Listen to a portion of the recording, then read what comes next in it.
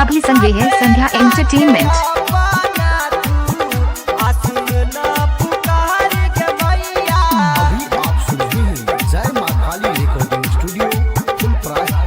Presented by Sandhya Entertainment.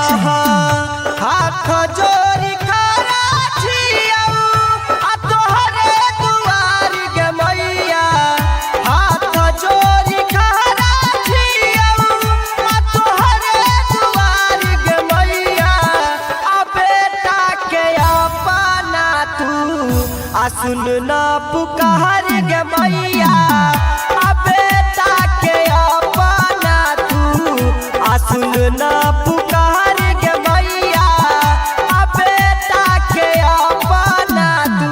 DJ Chandeshwar Pandit Pipras Chowk, DJ Chandeshwar पंडित पिपरास चौक। बेटा के अपना तू सुन ना पुकार गे मैया।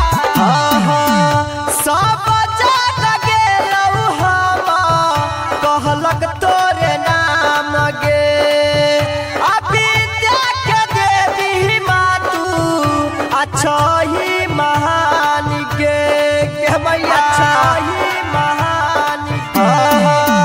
सब जग गेलौ हम कहलक तोरे नाम गे विद्या के देवी माँ तू अच्छा ही महान गे।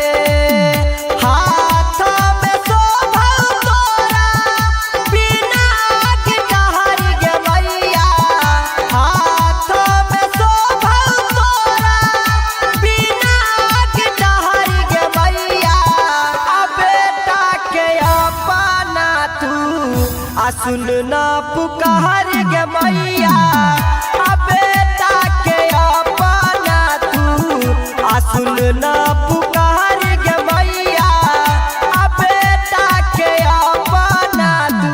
डीजे चंदेश्वर पंडित पिपरास चौक, डीजे चंदेश्वर पंडित पिपरास चौक। बेटा के अपना तू सुन ना पुकार गे मैया। अकोरै छी मैया तू तो हंस के सवारी तोरे पटिकल छै गे ई दुनियादारी गे मैया ई दुनियादारी। अकोरै छी मैया तू तो हंस के सवारी तोरे पटिकल छै मैया आई दुनियादारी।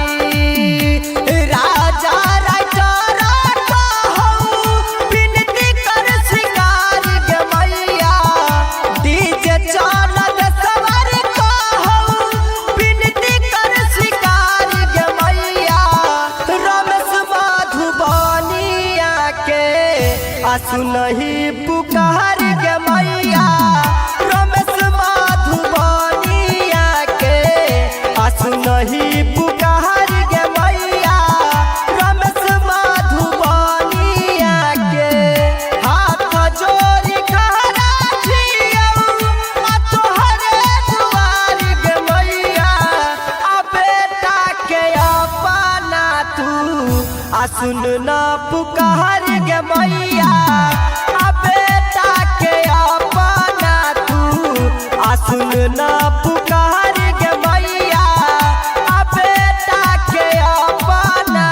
यदि आप चाहते हैं संध्या एंटरटेनमेंट के सभी ऑडियो वीडियो देखें तो चैनल को सब्सक्राइब जरूर करें और बेल आइकन को दबाना ना भूलें।